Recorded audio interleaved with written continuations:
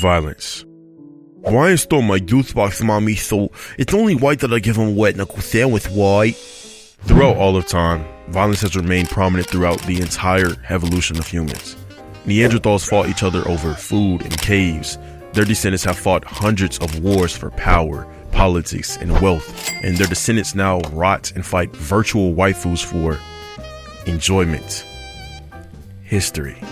In all seriousness, at some point in life, we've all resorted to some sort of violence. Regardless of the situation, big or small, stupid or sensible, there's been a reason why you resorted to such bruteness.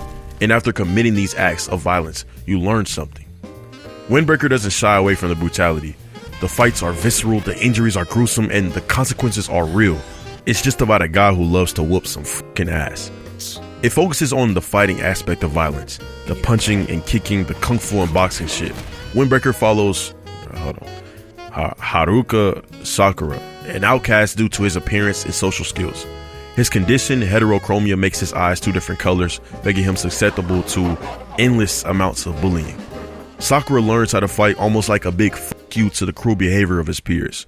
Yeah, you guys see me now, huh? I'm a fighter now. After enrolling into a new school where violence is respected more than academics, Sakura aims for the #1 spot. Sigma Male 39 here has arrived. And I'm here to... While walking the street in the middle of the day like one does, Sakura encounters a group of guys and holy shit, she's bad as... Get off, you creep! Hey. Yo, bro, who the hell? Don't do any lame shit in broad daylight. Huh? Who the hell are you? Get your disgusting ass heads off me, you... Bet.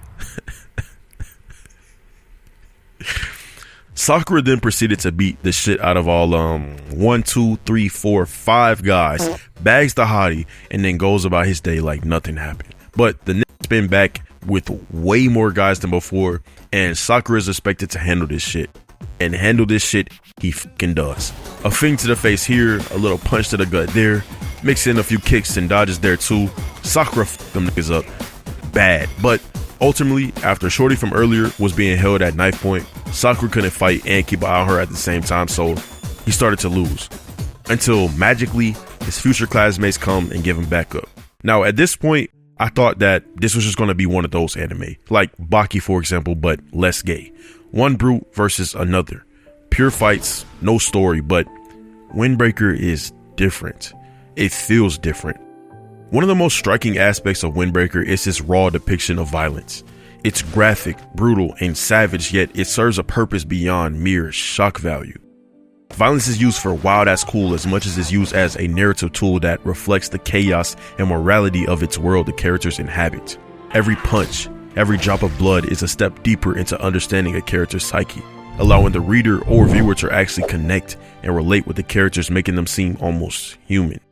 Speaking of humanity, the characters of Windbreaker are incredibly nuanced. They all embody a wide range of human traits, both noble and flawed. Leadership, loyalty, resilience, assholes, and selfishness. Take third-year Tomo for example. At first glance, he might seem cold and ruthless, devoid of empathy, but as the story progresses, you see him for the loyal and empathetic person he actually is, peeling back the character's layers, showing that even the most hardened individuals have cracks. Then there's Tomiyama, the sweet summer boy whose journey is a stark contrast to Toma's. The once cutesy innocent boy is slowly corrupted by the loneliness and emptiness he feels being at the top. These characters aren't just walking tropes, they're complex, flawed, and are mirrors of our fears and desires, reminding us that the line between good and evil is often blurred. Windbreaker also delves into themes of morality and redemption. One of my favorite characters in the anime, Umimiya, and it's not just because he had the same voice actor as Daddy Gojo. It's not. Maybe a little bit, but he tells Sakura of how caring Tomimiya used to be. But seeing the drastic difference in his character and how selfish he is now, Sakura asks Umimiya what changed. Umimiya replies telling him that he doesn't know now, but he will once they talk tomorrow. Violence is a type of communication, a way of telling the person exactly how you feel without the use of words. Take our history for example. The US verbally spoke up and out about Britain and its tyranny over the colonies. It took the two going to war for both parties to communicate and sort out this matter. Now, like I stated before, Tomimiya has been corrupted. He was once kind and caring, even saving one of his members from being bullied by a rival gang member. Now he's just cold and selfish, and he doesn't see how drastically he's changed. And it took an ass beating, A long yet needed conversation through punches thrown and kicks blocked to truly grasp the magnitude of his slow descension into darkness. This is a turning point for his character. Despite his past of selfishness, violence, and chaos, there is still room for growth and change. Redemption isn't easy at all, or guaranteed, but the pursuit of it is what makes you a better person in the end. And that is what makes Windbreaker so compelling to me. Yeah, you could just turn your brain off and just enjoy the incredible action and stunning animation. That shit is fucking beautiful, but when you actually sit back and look at the characters, learning their backstories and reasons for fighting, you see how deep and often uncomfortable our past with violence has shaped and molded how we use it today. Bye.